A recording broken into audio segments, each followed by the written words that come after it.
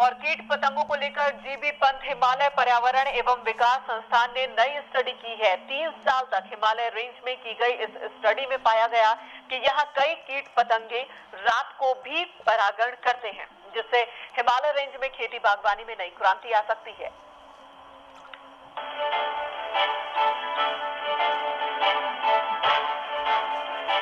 पूरी दुनिया में कीट पतंगों की प्रजाति 1,60,000 से भी ज्यादा है और भारत में ही 12,000 से ज्यादा कीट पतंगों की प्रजातियां मौजूद हैं। कीट पतंगों की प्रजाति को लेकर हिमालय रेंज भी काफी धनी है और हिमालय में फिलहाल 4,000 से ज्यादा कीट पतंगों की प्रजातियां वजूद में है।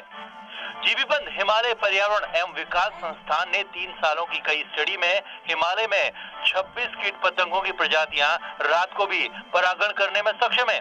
अब तक माना जाता था कि परागण की प्रक्रिया दिन में ही होती है।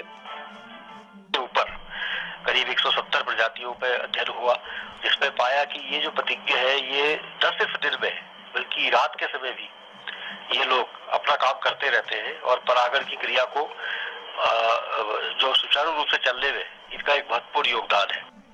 यही नहीं, संस्थान ने 169 नई प्रजातियों के कीट पतंगों की भी पहचान की है और ये कीट पतंग परागण में काफी ज्यादा सहायक हैं। स्टडी में पाया गया कि 140 घूमने वाले और 29 स्थिर रहने वाली प्रजातियां पौधों में परागवाहक हैं। स्टडी में यह भी पाया गया कि हिमालय रेंज में कैटरपिलर और बाघ रंग प्रजाति के कीट परागण में सबसे ज्यादा प्रभावी है।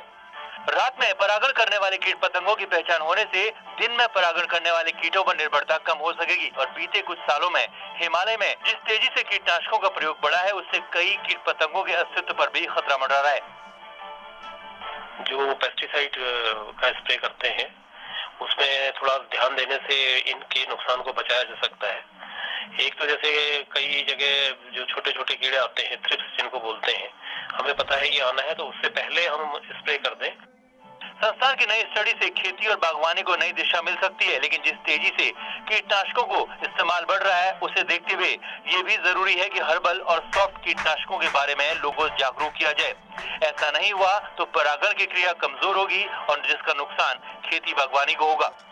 न्यूज़ 18 के लिए अल्मोड़ा से कृष्ण जोशी के साथ पिथौरागढ़ से विजयवर्धन उप्रेती की रिपोर्ट।